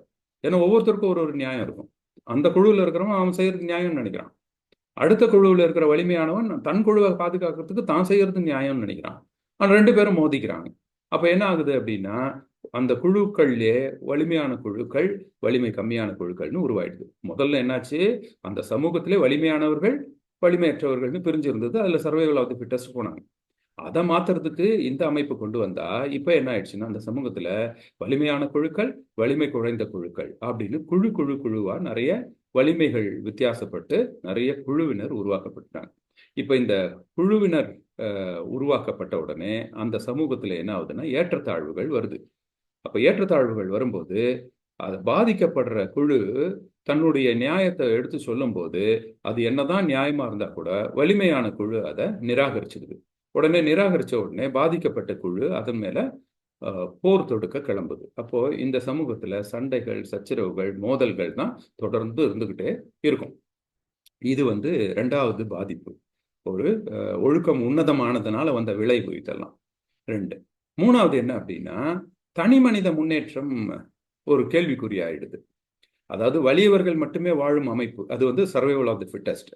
அந்த அமைப்புலையும் தனி மனித முன்னேற்றம் கிடையாது. ஏன்னா வலிமையானவர் தான் முன்னேற்றம். அவனுக்கு தான் சாப்பாடு இருக்கும், அவன் தான் உடம்பை வந்து வலிமையா வச்சுக்குவான், அவன் அடுத்தடுத்து முன்னேறிட்டே போவான். அதுல வந்து வலிமை கம்மியானவனால முன்னேறவே முடியாது, ஏன்னா அவனுக்கு சாப்பாடே கிடைக்காது. ஸோ அந்த அமைப்புல தான் இந்த தனி மனித முன்னேற்றம் தடைபட்டு போச்சுன்னு பார்த்தா, குழு நலன் பாதுகாக்கும் அமைப்பிலும் வந்து தனி மனித நலன் பாதுகாக்கப்படுறது இல்லை. ஏன்னா அந்த குழுவில் இருக்கிறவங்க மட்டும்தான் அந்த குழுவை பார்த்துக்கணும்னு நினைக்கிறாங்க. ஸோ அடுத்த குழு இருக்கக்கூடிய ஒரு தனிநபருடைய உரிமைகள் இந்த குழுவில் இருக்கக்கூடிய வலிமையானவர்கள் போய் அதை பறிக்கிறதுக்கான வாய்ப்பு இருக்கு. அப்போ இங்கேயும் வந்து ஒரு இன்செக்யூர் ஃபீலிங் தான். ஒவ்வொரு குழுக்கள்கிட்டையுமே வந்து ஒரு பாதுகாப்பற்ற மனநிலை தான் உருவாகுது. அதனால தனி மனித முன்னேற்றமே இங்க தடைபட்டு போகுது. அந்த இடத்துல அந்த குழு வந்து எப்படி இணைந்து முன்னேற்றத்தை பார்க்கணும், அவன் அன்னன்னைய பொழப்புக்கு தன்னை பாதுகாத்துக்கிறதுக்கே அவன் வந்து நேரத்தை செலவு பண்ண வேண்டியிருக்கு. இதனாலதான் அந்த காலத்துல போர்கள் நிறைந்த ஒரு சமூக சூழல்ல பெருசா முன்னேற்றம் அடைய முடியல. ஒவ்வொரு நாடுமே வந்து எப்ப வேணாலும் சண்டை போட்டுக்கலாம், எப்ப வேணாலும் வந்து போர் தொடுக்கலாம் அப்படின்னும் பொழுது எப்படி அந்த சமூகம் முன்னேறும், எப்படி அங்க இருக்கக்கூடிய தனி மனிதர்கள் வரலாற்று ரீதியா நம்ம பார்க்கும் பொழுது அறிவியல் முன்னேற்றம் வந்து போர் சமயங்கள்ல குறைவாகத்தான் இருந்தது. அப்போ இந்த குழு நலன் காக்கும் சமூகம் என்ன விளைவை ஏற்படுத்துது அப்படின்னா, அப்போ அந்த சமூகத்துல ஒவ்வொருத்தருக்கும் ஒரு ஒரு நியாயம் இருக்கு, தனி மனித சிந்தனைக்கு நேரம் இல்லை. அப்போ ஒரு தீர்க்கமான சிந்தனை தனி மனிதனுக்கு உருவாகாது. ஏன்னா ஒரு சமூகத்துல ஒரு நல்ல சிந்தனை அப்படி இருக்கணும்னா அதுக்கு ஒரு முன்மாதிரி இருக்கணும். இங்க முன்மாதிரியே இல்லை. ஏன்னா ஒவ்வொரு குழுவிலையும் அவங்கவுங்க வச்சது தான் சட்டமா இருக்கு. அப்ப எங்க யூனிஃபார்ம் ரூல்னு எதுவுமே கிடையாது. அப்போ இங்க வந்து ஒற்றுமையே கிடையாது. ஒற்றுமைங்கிறது அடிப்படையிலே செதஞ்சு போயிடுது. அப்ப அந்த என்டையர் சொசைட்டி என்ன நினைக்கும் அப்படின்னா, சமூகத்துல பெரும்பான்மையான கருத்தா ஒற்றுமையின்மையும் குழு நலன் பேணுவதும் ஏற்றத்தாழ்வுகளும் தான் இங்க இருக்கும். அப்ப அந்த இடத்துல அந்த சொசைட்டி எப்படி இருக்கும்னா, தன்னுடைய குழு இப்ப நம்ம பாக்குறோம் இல்லையா, தன்னுடைய ஜாதி நல்லா இருக்கணும், எங்க ஆளுங்க. அப்போ அது வந்து அரசியல்னாலும் சரி, இல்லை வந்து ஒரு வேலை வாய்ப்பாக இருந்தாலும் சரி, ஏதாவது ஒரு வணிகம் செய்யறதுனாலும் சரி, எல்லா இடங்கள்லையும் அவன் எந்த ஆளுன்னு பார்க்கக்கூடிய ஒரு ஜாதிய மனநிலை நம்ம சமூகத்தில் காணப்படுது இல்லையா. அதுக்கு ஆதாரம் வந்து இங்கிருந்து தான் கிடைக்குது. அதுக்கு இதுதான் மூல ஆதாரம். அங்கிருந்து ஆரம்பிச்சு தான் இந்த குழு மனப்பான்மை உருவாகி உருவாகி அது வந்து ஜாதிகளுக்கு உள்ள ஒரு குழு மனப்பான்மையில கொண்டு போய் விட்டுருக்கு. இப்பயும் நம்ம வந்து எல்லா சமூகத்திலையும் பார்க்கக்கூடியது இத்தகைய குழு ரீதியான ஒரு ஒழுக்கம் தான் நம்ம பார்க்குறோம். அப்ப இந்த குழு ரீதியான ஒழுக்கம் இருக்கும் பொழுது என்ன ஆகுது அப்படின்னா, அந்த சமூகத்துல ஒற்றுமைங்கிற ஒரு கருத்து யார் மனசுலயுமே இருக்காது. ஒவ்வொருத்தருக்கும் நம்ம ஆளுங்க, நம்ம பார்த்துக்கணும் அப்படிதான் இருக்கும். அந்த ஒரு குறுகிய வட்டத்துக்குள்ளதான் அவங்களுடைய ஒற்றுமை இருக்கும். அப்ப இப்படிப்பட்ட சமூகத்தினுடைய விளைவு என்ன இருக்கும் அப்படின்னா, ஏற்றத்தாழ்வுகள் நிறைந்த சமூகமா இருக்கும். இப்போ இது ஃபியூடல் சிஸ்டம், வந்து லேண்ட்லார்ட்ஸ் எல்லாம் இருக்கக்கூடிய சிஸ்டம் பார்த்து நிலப்பிரபுக்கள் கொண்ட சமூகமாக இருந்தாலும் சரி, இல்லை நம்ம இந்திய சமூகமாக இருந்தாலும் சரி, இதை தான் நம்ம பார்க்கணும். இப்போ பிற நாடுகளில் பார்க்கக்கூடியது வந்து நிலப்பிரபுக்கள் இருக்கக்கூடிய ஒரு சமூகம். அங்கேயும் ஏற்றத்தாழ்வுகள் தான். அங்கே எப்படி இருக்கும்னா, அடிமட்டத்தில் வந்து உழைக்கும் வர்க்கம் இருக்கும். அவங்க வந்து விவசாயம் செய்வாங்க, அவங்க வந்து கடுமையான வேலைகள் செய்வாங்க. அதுக்கு அடுத்தது வந்தோம்னா அதுக்கப்புறம் வந்து போர் வீரர்கள் இருப்பாங்க. இவங்க யாருக்கு சேவை செய்வாங்கன்னா, அவங்க வந்து லேண்ட்லார்ட்ஸ்க்கு, நிலப்பிரபுக்களுக்கு அடியாட்களாக இருப்பாங்க. நிலப்பிரபுக்களுக்கு மேலே ராஜா இருப்பார். இது வந்து ஃபியூடல் சிஸ்டம். அதே நம்ம இந்தியாவில் பார்த்தீங்கன்னா காஸ்ட் சிஸ்டம். இங்கே வந்து பிராமணர்கள் உயர்ந்தவர்களாக இருப்பாங்க. அதுக்கப்புறம் அவங்க இயக்கிறதுக்கு ஏற்ற மாதிரி தான் மன்னர்கள் இயங்குவாங்க. மன்னர்களுக்கு ஏற்ற மாதிரி வணிகர்கள் இருப்பாங்க. வணிகர்களுக்கு கீழே வந்து உழைப்பாளிகள் இருப்பாங்க. இப்போ இது வந்து ஒரு வர்ணாசிரம சமூகமாக இருந்தது. இப்போ இதெல்லாமே குழு மனப்பான்மை. இதில் ஒரு குழுவில் இருக்கிறவன் தனக்கு இருக்கிற தன்கிட்ட இருக்கக்கூடியவங்களுக்கு மட்டும் அவன் வந்து ரொம்ப சமமாக நடந்துக்குவான். அதே வந்து கீழே இருக்கிறவங்கள ஏறி மிதிப்பான். இப்படிப்பட்ட ஒரு சமூகத்தின் விளைவு தான் வந்து இந்த குழு மனப்பான்மை கொண்ட ஒழுக்கம் வந்து கொண்டு வந்து விட்டுடுச்சு. அப்ப என்ன ஆகுது, வகுப்புவாதம் வருது. அப்போ வந்து எப்போ ஆதிக்க வர்க்கம் வந்து ஆதிக்க வர்க்கமாவே இருக்கும். ஏன்னா அந்த ஆதிக்க வர்க்கத்தில் இருக்கிறவன் தன்னுடைய வர்க்கத்தில் இருக்கிறவனுக்கு மட்டும்தான் அவன் ஹெல்ப் பண்ணுவான், அடுத்தவனை கை தூக்கி விட மாட்டான். அப்ப என்ன ஆகும், அவன் வர்க்கம் மட்டும் ஆதிக்க வர்க்கமாவே இருக்கும். அப்ப அடிமை வர்க்கம் என்ன ஆகும்? அவனுக்கு கை தூக்கி விடுறதுக்கே ஆள் இருக்காது. அவனுக்குள்ளேயே அவன் வந்து சுழண்டு சுழண்டு அவனுடைய மனநிலையிலே அவன் அவனுடைய குழந்தைகளையும் வளர்க்க ஆரம்பிச்சுருவான். முதலாளிகள் முதலாளிகளாவே இருப்பாங்க. தொழிலாளிகள் தொழிலாளிகளாவே இருப்பாங்க. இதுதான் எல்லா சமூகத்திலயும் இருக்கக்கூடிய ஒரு விஷயம். இது வந்து இதனுடைய அடிப்படை காரணம் இந்த ஒழுக்கம் குழு மனப்பான்மையோட இருந்தது தான் காரணம். அதுக்கு காரணம் ஒழுக்கம் உன்னதமானதா போட்டது தான் காரணம். உன்னதமானதை போட்ட உடனே உன்னதம் அப்படிங்கிற உடனே அது ஒரு சிலர் மட்டும்தான் கடைபிடிக்கணும். யார் அதை கடைபிடிக்கணும்? வலிமையானவர்கள் மட்டும்தான் கடைபிடிக்கணும்னு வந்துச்சு. அப்போ வலிமையானவர்கள் மட்டும்தான் சமத்துவத்தை பத்தி யோசிக்கணும்னு வரும்போது அவன் தன்னுடைய குழுவை மட்டும் யோசிக்க ஆரம்பிச்சு அந்த தன்னுடைய குழுவை மட்டும் யோசிக்க ஆரம்பிச்ச உடனே இந்த சமூகமே குழு குழுவா பிரிஞ்சு போயிடுச்சு. அப்போ இதுல வந்து அதிகார வர்க்கமும் அடிமை வர்க்கமும் உருவாயிடுச்சு அப்படிங்கிறது இதனுடைய வளர்ச்சி. அப்ப இதனால் என்ன ஆகுது? ஏற்றத்தாழ்வுகள் வருது. அப்போ இந்த குழு அமைப்பு கொண்ட ஒரு சமூகத்துல ஒரு சில குழுக்கள் ஆதிக்கம் உடையவர்களாகும். ஏன்னா அவங்க அந்த குழுக்கள் இருக்கக்கூடிய வலிமையானவர்கள் என்ன பண்றாங்க? மற்றவங்களுக்கு கிடைக்க வேண்டியது அடுத்து கொண்டாந்து தன்னுடைய குழுக்களுக்கு மட்டும் கொண்டு வந்து சேர்த்துடுறாங்க. அப்ப அந்த ஒரு சில குழுக்கள் ஆதிக்கம் உடைய குழுக்களாகவும் ஒரு சில குழுக்கள் அடிமைகளாகவும் இருந்துருவாங்க. அப்போ இந்த நிலைமை அப்படியே தொடர்ந்து வரும்போது அந்த சமூகத்துல என்ன நடக்கும் அப்படின்னா சுதந்திரமும் சமத்துவமும் ஒரு சிலருக்கு மட்டும்தான் கிடைக்கும். பெரும்பாலானோருக்கு கிடைக்கிறது இல்லை. நம்ம என்ன நினைக்கிறோம்? எந்த ஒரு டெமோக்ராட்டிக் கண்ட்ரி ஒரு ஜனநாயக நாட்டில் நமக்கு என்ன வேணும் அப்படின்னா சுதந்திரமா இருக்கணும், எல்லாரும் சமமா இருக்கணும், இவ்வளவுதான். அப்ப இந்த சுதந்திரமும் சமத்துவம் இருக்கு. ஆனா எங்க இருக்கு அப்படின்னா அந்தந்த தட்டுல இருக்கிறவனுக்கு மட்டும் அவனுக்குள்ள இருக்கு. இப்ப நீங்க மேல இருக்கிறவனுக்கு சுதந்திரம் இருக்கும். மேல உச்சியில இருக்கிறவனுக்கு எங்க வேணாலும் வரலாம். அவனுக்கு அதுக்கான சுதந்திரம் இருக்கும். அதே சமயத்தில் அவனுக்கு சமத்துவம் இருக்கும். யார்கிட்ட இருக்கும்னா அவனுடைய படிநிலையில் இருக்கக்கூடிய சம ஆள்கிட்ட மட்டும்தான் இருக்கும். அது கீழே இருக்கிறவங்ககிட்ட அவனுக்கு சமத்துவம் இருக்காது. மேலே இருக்கிறவனை பார்த்தாலும் இவன் சமத்துவம் கோர முடியாது. மேலே இருக்கிறவனை வணங்கணும், கீழே இருக்கிறவனை மிதிக்கணும். இந்த மாதிரியான ஒரு படிநிலை வாய்ந்த ஒரு சமூகம் இதுல வந்துடுது, உருவாகிடுது. அப்ப என்ன ஆகுது? இங்க சுதந்திரம் சமத்துவம் இருக்கு, ஆனா அவனுக்குள்ள மட்டும்தான் இருக்கு. இப்போ ஒரு படிநிலையில இப்போ உதாரணத்துக்கு அந்த போர் வீரர்கள் இருக்கக்கூடிய ஒரு படிநிலைன்னு எடுத்துக்கிட்டோன்னா அந்த போர் வீரர்கள் இருக்கிறவங்க அவங்களுக்குள்ள சமமா இருந்துக்குவாங்க, அவங்களுக்குள்ள சுதந்திரமா இருந்துக்குவாங்க. ஆனா அவன் மேல இருக்கிற இடத்துக்கு போக முடியாது. மன்னர் இருக்கிற இடத்துக்கு இவன் சுதந்திரமா உலாத்த முடியாது. மன்னர்கிட்ட போயிட்டு நானும் சமம்னு பக்கத்துல கால் மேல கால் போட்டு உட்கார முடியாது. அதே மாதிரி கீழே இருக்கிறவங்ககிட்ட போயும் இவன் சுதந்திரமா தெரிய முடியாது. இவனோட ஈகோ தடுக்கும். கீழே இருக்கிறவங்ககிட்ட போய் சமத்துவம் கொண்டாட முடியாது. இவனுடைய ஈகோ தடுக்கும். அப்போ இந்த மாதிரியான ஒரு ஏற்றத்தாழ்வுகள் நிறைந்த ஒரு சமூகத்துல சுதந்திரம் சமத்துவம் இருக்கும். ஆனா அது அனைவருக்குமாக இருக்காது. அந்தந்த படிநிலையில் இருக்கிறவர்களுக்கு மட்டும்தான் இருக்கும். அப்போ இதுக்கு என்னதான் தீர்வு அப்படின்னா சகோதரத்துவத்தை கொண்டு வரணும். அந்த சகோதரத்துவம் கூட எப்படி இருக்கணும் அப்படின்னா குழுக்களுக்குள்ள மட்டும் சகோதரத்துவம் இருக்கக்கூடாது. ஸோ ஒரு குழுல இருக்கிற வலிமையானவன் அந்த குழுல இருக்கிறவனை மட்டும் தன்னோட சகோதரனா நினைக்கக்கூடாது. ஒரு ஜாதியில இருக்கிறவன் அவன் தன்னுடைய ஜாதிக்காரனை மட்டும் சகோதரனா நினைக்கக்கூடாது. இந்த சகோதரத்துவம் உன்னதமானது. அது கரெக்ட். அதனாலதான் அவன் அதை ஃபாலோ பண்றான். ஆனா அதே சமயத்துல அது அனைவருக்குமானதாக இருக்க வேண்டும். அவன் என்ன பண்ணணும்? ஒவ்வொரு படிநிலையில் இருக்கணும். மேல இருக்கிற படிநிலையும் சரி, கீழே இருக்கிற படிநிலையும் தன்னோட சகோதரனா நினைக்கணும். இப்படி நினைச்சா மட்டும்தான் சுதந்திரம் சமத்துவமும் அனைவருக்குமானதாக இருக்கும். இல்லைன்னா சுதந்திரம் சமத்துவம் வந்து அந்தந்த படிநிலையில இருக்கிறவங்களுக்கு மட்டுமானதாக மட்டுமே முடிஞ்சு போயிடும். அப்போ இதுக்கு ஒரே தீர்வு என்னன்னா சுதந்திரமும் சமத்துவமும் அனைவருக்கும் கிடைக்கணும்னா சகோதரத்துவம் இருக்கணும். இந்த சகோதரத்துவம் அனைவருக்குமானதாக இருக்க வேண்டும். தன் குழுக்கான சகோதரத்துவம் மட்டுமா இருக்கக்கூடாது, அனைவருக்குமான சகோதரத்துவமா இருக்கணும் அப்படிங்கிறது தான் இதனுடைய தீர்வு வருது. இப்போ இது எப்படின்னா சகோதரத்துவம் தான் ஒழுக்கம் அப்படின்னு நம்ம பார்த்தோம். எப்போ நம்ம இப்ப ஏற்கனவே ஒழுக்கம்னா என்ன? தன் சக மனிதனை தன்னை மாதிரி நினைக்கிறது. நமக்கு ஒரு விஷயம் பிடிக்குது அப்படின்னா அவனுக்கு தானே பிடிக்கும் அப்படின்னு விட்டு கொடுக்கறது. அவனுக்கு ஒரு கஷ்டம் வந்தா அது நம்ம கஷ்டம் மாதிரி நினைச்சு அவனுக்கு அதை போய் உதவி செய்யறது. இத்தகைய கருணை தான் வந்து நம்ம ஒழுக்கம். அந்த கருணை தான் சகோதரத்துவம். அப்போ ஒழுக்கம் தான் தம்மம்னு நம்ம ஏற்கனவே பார்த்தோம். ஏன்னா ஒழுக்கத்துக்கு தம்மத்துக்கு என்ன சம்பந்தம்னு போது ஒரே வரியில தம்மம் தான் ஒழுக்கம், ஒழுக்கம் தான் தம்மம் அப்படின்னு நம்ம முடிச்சோம்.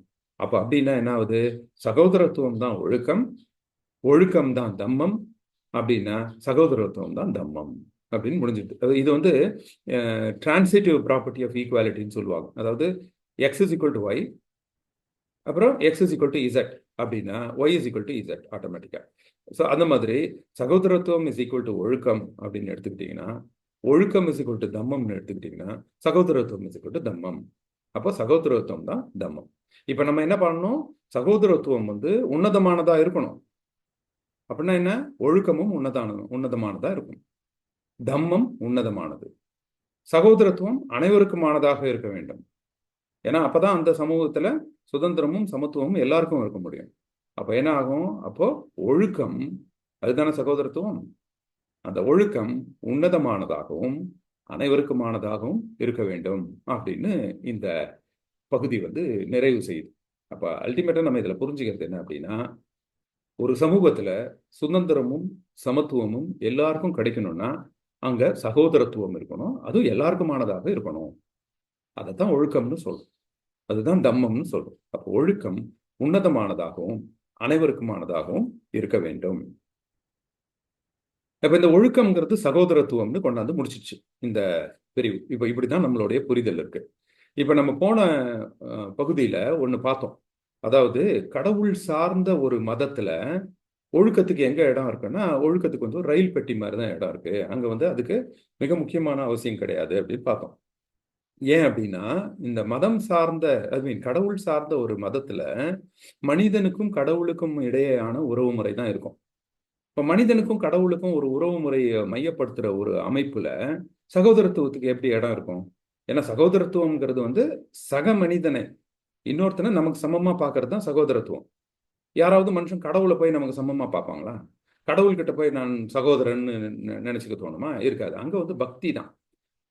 மனுஷன் கடவுள்கிட்ட வணங்குவான். கடவுள்கிட்ட போய் சகோதரத்துவம் காமிக்க வேண்டிய அவசியம் கிடையாது. ஐயோ பாவம் கடவுள் பசிக்கும் அவருக்கு அப்படின்னு நான் நினைச்சு சாப்பாடு கொடுக்குறேன். கடவுளுக்கு போய் படையல் போட்டா நமக்கு எதனா நல்லது செய்வாருன்னு நினைச்சு பண்றேன். அங்க பக்தி. அது அது சகோதரத்துவத்தினால செய்யறது கிடையாது. அப்ப இங்க சகோதரத்துவம் கூட எதை வச்சு வருது? ஒரு கடவுள் சார்ந்த மதத்துல அப்படின்னா, கடவுள் தண்டிச்சிருவாரு, அதனால சக மனிதனை நேசிக்கணும் நீ அப்படின்னு கடவுளை மையப்படுத்தி வருது. ஆனா ஒழுக்கத்துல, அதாவது தம்மத்துல எப்படின்னா, இங்க கடவுளே கிடையாது. அப்போ இங்க என்ன மைய புள்ளியில வருதுன்னா ஒழுக்கம். ஒழுக்கம்ங்கிறது என்ன? சகோதரத்துவம். சகோதரத்துவம் என்ன? சக மனிதனை நேசிக்கிறது. அப்ப சக மனிதனை நேசிக்கிறது தான் இங்க சென்டர் பாயிண்டாவே வருது. அப்ப மனிதனுக்கும் மனிதனுக்குமான உறவு முறை தான் இங்க கடவுளுக்கான இடத்தையே பிடிச்சிடுது தம்மத்துல அப்படிங்கறத பார்த்தோம். அப்போ ஒழுக்கம் அப்படிங்கிறது சகோதரத்துவம். இந்த சகோதரத்துவத்துக்கான தேவை சக மனிதனை பார்க்கும்போது மட்டும்தான் வருமே ஒழிய கடவுளை பார்க்கும்போது வராது. யாருமே கடவுளை நம்மள மாதிரி அப்படின்னு நினைக்கிறது கிடையாது. நம்மள வேணா கடவுள் மாதிரி நினைச்சுக்கலாம். நான் கடவுள் குழந்தைன்னு சொல்லிக்கலாம். ஆனா கடவுள் ஒரு மனுஷன்னு சொல்ல மாட்டான். கடவுள் ஒரு மனுஷன் சொன்னாலே அவ்வளவுதான், கடவுளுடைய அடிப்படையே தகர்ந்து போயிடுதே. அவனும் நம்மள மாதிரி மனுஷன் தானே சொல்லிட்டு போயிடுவானே எல்லாரும். அங்க சகோதரத்துவத்துக்கான வேலையே கிடையாது. அப்ப அதனாலதான் ஒழுக்கம் அப்படிங்கிறது சகோதரத்துவம் அப்படிங்கிறது புரிஞ்சுக்கும் பொழுது அங்க மதத்துக்கு மதம் அப்படிங்கிற கடவுள் சார்ந்த ஒரு இயக்கத்துல உங்களுக்கு சகோதரத்துவத்துக்கான வேலையே இருக்காதுங்கிறதும் புரியுது. ஆனா தம்மம்ங்கிற இடத்துல இங்க கடவுள் இல்லைங்கிறனால இங்க ஒழுக்கம் தான் பிரதானப்படுத்தப்படுகிறது. ஒழுக்கம்னா சக மனிதனை நேசிக்கிறது. அப்ப இங்க மனிதர்களுக்கும் மனிதர்களுக்கும் இடையேயான உறவு முறை தான் தம்மம். சரி, அடுத்தது என்ன? நான் ஒழுக்கம் இஸ் ஈக்குவல் டு சகோதரத்துவம்னு கொண்டு முடிச்சுட்டேனே. நம்மலாம் ஒழுக்கம் அப்படின்னா, நல் ஒழுக்கம் அப்படின்னா பஞ்சசீலத்தை தான் சொல்றோம். சீலானா ஒழுக்கம். அப்ப பஞ்சசீலம் தானே ஒழுக்கம். அப்ப எப்படி சகோதரத்துவத்தை போய் ஒழுக்கம்னு சொல்ல முடியும் அப்படின்னா, இந்த பஞ்சசீலத்தை நீங்க அப்படியே பார்த்தீங்கன்னா, இந்த பஞ்சசீலத்துல இருக்கக்கூடிய எல்லாமே சகோதரத்துவத்தை போதிக்கிறது தான். நீங்க அடுத்தவனுக்கு என்ன நடக்கணும்னு நினைக்கிறீங்களோ அது நமக்கு நடந்தா என்ன ஆகும் அப்படின்னு யோசிக்கணும். நமக்கு எது நடக்கக்கூடாதுன்னு நினைக்கிறோமோ அது அடுத்தவனுக்கும் நடக்கக்கூடாதுன்னு நினைக்கணும். அதுதான் சகோதரத்துவம். அப்ப அப்படி பாத்தீங்கன்னா உயிர்வதை தவிர்த்தல் அப்படிங்கிறது ஒரு ஒழுக்கம். அப்போ நம்ம நம்மளை யாராவது அடிக்கிறது நம்ம விரும்புவோமா?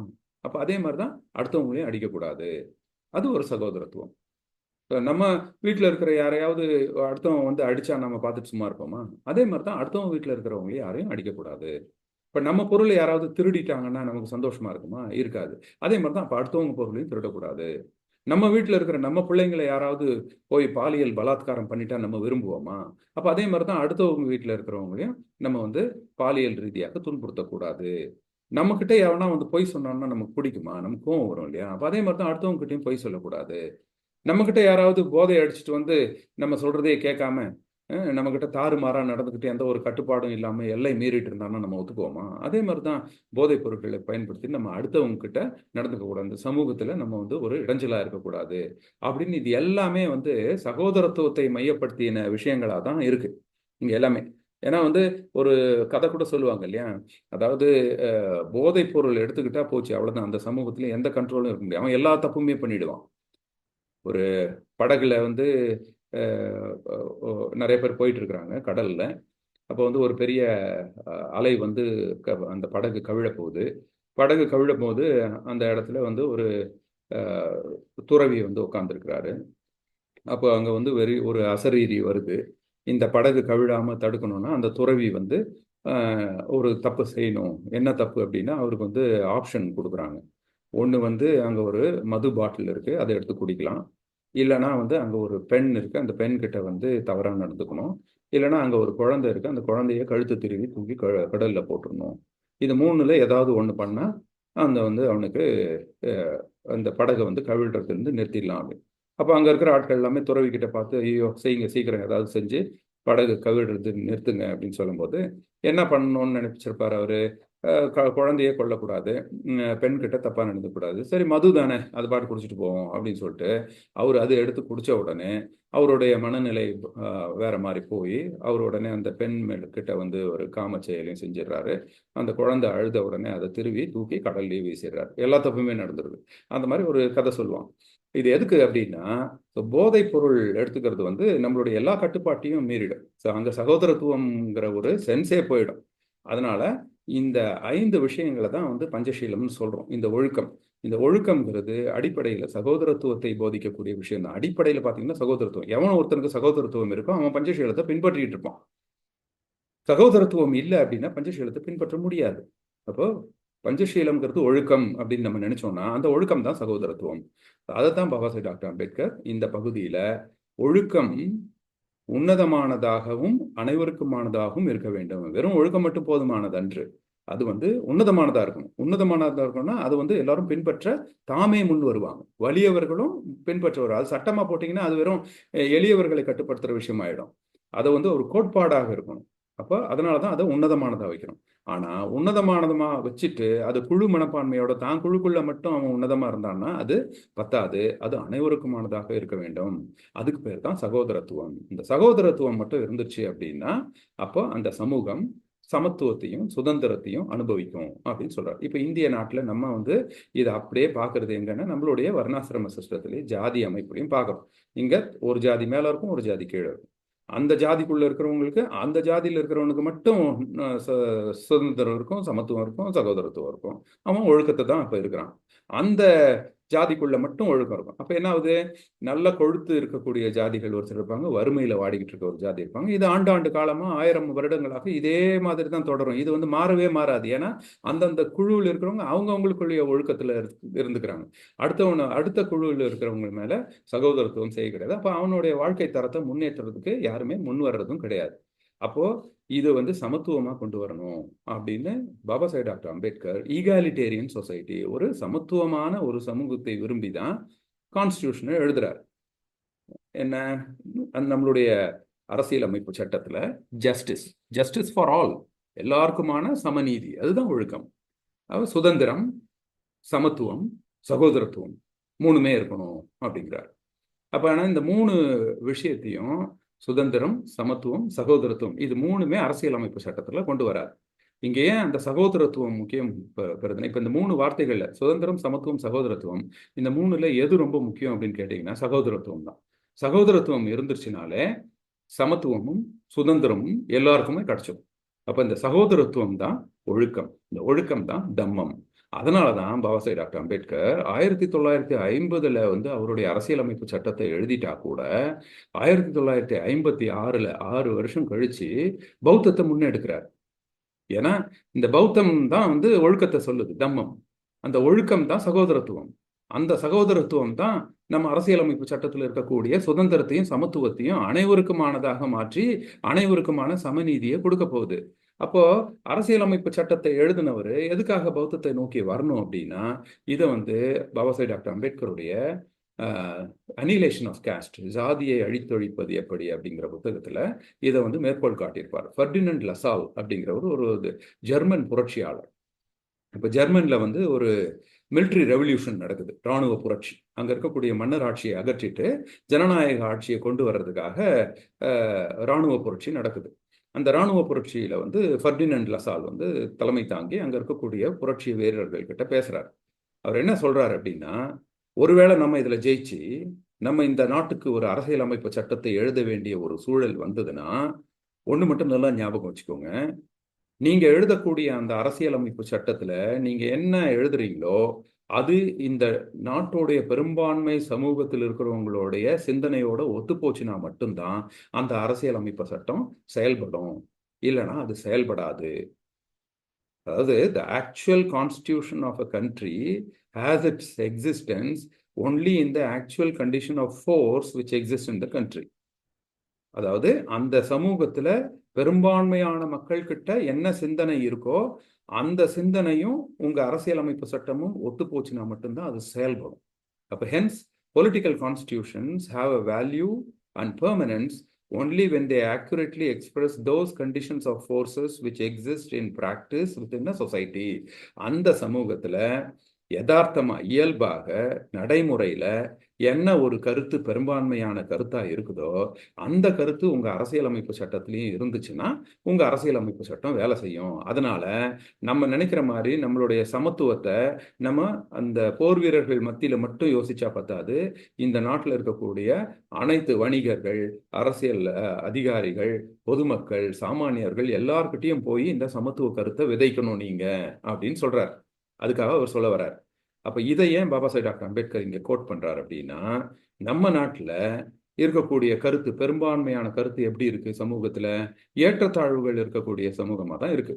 நான் மேல நீ கீழே, நாங்க ரெண்டு பேரும் சமமே கிடையாது அப்படிங்கிறது தான் ஒரு இந்து சொசைட்டி. அப்ப இந்த இந்து சொசைட்டில இருந்துகிட்டு எப்படி வந்து சகோதரத்துவத்தை பேச முடியும்? ஏன்னா இங்கதான் அவன் தீட்டு ஆச்சே, அவன் வந்தாலே தீட்டு, அவன் ஜாதிக்குள்ள போய் நீ சாப்பிட்டினாலும் தீட்டு, அவன் பொண்ணு எடுத்தாலும் தீட்டு, அவன் வந்து உன் கோயிலுக்குள்ள வந்துட்டா தீட்டு. அப்படி இருக்கும் பொழுது இந்த சமூகத்தில் இருக்கக்கூடிய பெரும்பான்மையான மக்களுடைய மனசுல எது இருக்குன்னா ஏற்றத்தாழ்வுகள் தான் நியாயமானதுன்னு போதிக்கப்பட்டிருக்கு. அப்படி இருக்கும்போது உங்க அரசியலமைப்பு சட்டம் மட்டும் சமத்துவம் தான் நியாயமானதுன்னு சொல்லிச்சுன்னா எப்படி அது வேலை செய்யும்? அதனாலதான் என்னதான் அரசியலமைப்பு சட்டத்துல சுதந்திரம், சமத்துவம், சகோதரத்துவம் இருந்தா கூட அது இந்த சமூகத்துல இருந்தா மட்டும்தான் அரசியலமைப்பு சட்டம் வேலை செய்யும். அப்ப இந்த சமூகத்துல இந்த சிந்தனை வரணும், சமத்துவம் வரணும் அப்படின்னா அதுக்கு சகோதரத்துவம் இருக்கணும். இந்த சமூகத்துல சகோதரத்துவம் இருக்கணும்னா அதுக்கு ஒழுக்கம் இருக்கணும். அந்த ஒழுக்கம் இந்த சமூகத்துல இருக்கணும்னா அங்க தம்மம் இருக்கணும். அங்க தம்மம் இருக்கணும்னா அது பௌத்தம் மட்டும்தான் அதை நிலைநாட்ட முடியும். அப்படிங்கிறதுனாலதான் அவர் வந்து கொண்டு வந்தார். அப்போ சுதந்திரமும் சமத்துவமும் சட்டத்தால் சாத்தியம். ஆனா சகோதரத்துவம்ங்கிறது சட்டத்தின் மூலம் திணிக்க முடியாது. சகோதரத்துவங்கிறது தனி மனித ஒழுக்கம். அது அவனா முன் வந்து இது நம்ம செஞ்சா நமக்கு நல்லா இருக்கும் அப்படின்னு அவன் அது ஒரு உன்னதமான விஷயமா நினைச்சு அவன் பின்பற்றணும். இங்கதான் சட்டத்துக்கும் கோட்பாடுக்கும் உள்ள வித்தியாசம். இப்போ ஒரு உதாரணம் சொல்றேன். ஒரு வீட்டுல 4 குழந்தைங்க இருக்கு. அந்த அம்மா என்ன பண்றாங்க, 4 பொட்டலம் சாப்பாடு கட்டி வச்சுட்டு வேலைக்கு போயிடுறாங்க. குழந்தைங்க கிட்ட சொல்றாங்க, எப்போ வந்து பசிச்சாலும் வந்து எடுத்துக்கோங்க அப்படின்னு. அப்போ அங்க சுதந்திரம் கொடுக்குறாங்க அந்த குழந்தைங்களுக்கு. எப்போ வேணாலும் அங்க வந்து யார் வேணாலும் அவங்க சாப்பாட்டை எடுத்துக்கலாம் அப்படின்னு சுதந்திரம் இருக்கு. அதே சமயத்துல 4 குழந்தைங்க 4 பொட்டலம் கடிச்சிட்டாங்க. அப்போ அங்க சமத்துவம் இருக்கு. ஆளுக்கு ஒரு பொட்டலம் அப்படின்னு சமத்துவமாவும் போட்டு போயிட்டாங்க.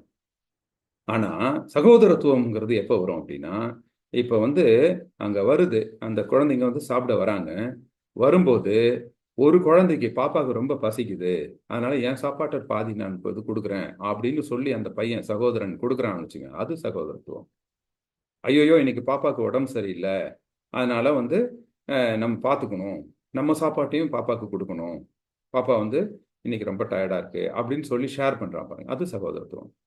இன்னொரு நாள் வந்து பாப்பா என்ன பண்ணுது, அன்னைக்கு அண்ணன் நமக்கு விட்டு கொடுத்தான்ல, இன்னைக்கு நம்ம சாப்பாட்டை அவனுக்கு கொடுக்கணும் அப்படின்னு எடுத்து கொடுக்கும் பாருங்க, இது சகோதரத்துவம். இதெல்லாம் எப்படி வரும் அப்படின்னா, இது வந்து அம்மா அடிச்சிருவாங்கன்னு வராது. அம்மா வந்து அடிக்க முடியாது, நீ ஏன் கொடுக்கலன்னு சொல்லிட்டு. அவங்கவுங்க சாப்பாட்டை அவங்க எடுத்துக்கிறாங்க. 2 சாப்பாடு சேர்த்து ஒருத்தன் சாப்பிட்டு இருந்தா வலுக்கட்டாயமா அம்மா அடிக்கலாம், சமத்துவத்தை மீறினதுனால.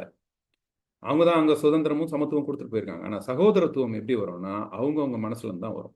அவங்கவுங்க மனசுல இருந்து அது எப்போ வரும், அந்த சூழலுக்கு ஏற்ற மாதிரி வருவாங்க. இன்னைக்கு பாப்பாவுக்கு உடம்பு சரியில்லை அப்படின்னு அதை சென்ஸ் பண்ணணும். அதை சென்ஸ் பண்ணணும்னா அதுக்கு மைண்ட்ஃபுல்னஸ் இருக்கணும், அவன் கவனமா இருக்கணும்.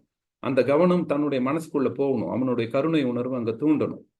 அப்ப இந்த ஒரு மைண்ட்ஃபுல்னஸும் கம்பேஷனும் கருணையும் தான் தம்மம், அதுதான் அந்த ஒழுக்கம், அதுதான் சகோதரத்துவம். அதனால தான் புத்தர் தம்மத்தை போதித்தார். அதனால தான் டாக்டர் அம்பேத்கர் புத்தரையும் அவர் தம்மத்தையும் நம்ம கிட்ட கொடுத்திருக்கிறாரு. இதுதான் புத்தரும் அவர் தம்மமும். சமூகத்தின் பெரும்பான்மை கருத்தாக சகோதரத்துவம் இருந்தால் மட்டுமே அரசியலமைப்பு சட்டத்தில் இருக்கும் சகோதரத்துவம் அமல்படுத்தப்படும் அப்படிங்கிற ஒரு விஷயம் நமக்கு எவ்வளோ ஒரு பெரிய விஷயத்த இந்த 2.5 பக்கத்துல நம்ம பார்க்க முடியுது.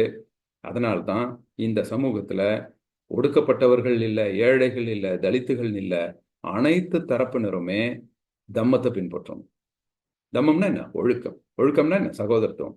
அனைத்து தரப்பினரும் சகோதரத்துவத்தை பின்பற்றி அனைவரையும் சகோதரர்களாக நினைக்கும் பொழுது இந்த சமூகம் உண்மையிலே அனைவருக்குமான சமநீதியையும் சுதந்திரத்தையும் சமத்துவத்தையும் உடைய ஒரு ஈகாலிட்டேரியன் சமத்துவம் வாய்ந்த சமூகம் இருக்க முடியும். அதுதான் உண்மையான ஜனநாயகம். இதை அடிப்படையாக கொண்டுதான் அவர் தம்மத்தை எடுக்கிறாரு. புத்தரும் அவர் தம்மமும் புத்தகம் நமக்கு இதை தான் சொல்லும். இத்துடன் நம்மளுடைய அந்த முதல் பகுதி நிறைவடைகிறது. அடுத்த பகுதியில் வேற ஒரு டாபிக்ல பாபாசாஹேப் டாக்டர் அம்பேத்கர் கொடுக்கிறாரு, மறுபிறப்பு பற்றிய டாபிக். காணொலியில் இணைந்திருந்த அனைவருக்கும் என்னுடைய நன்றியை தெரிவித்துக் கொள்கிறேன். ஜெய் பீம்.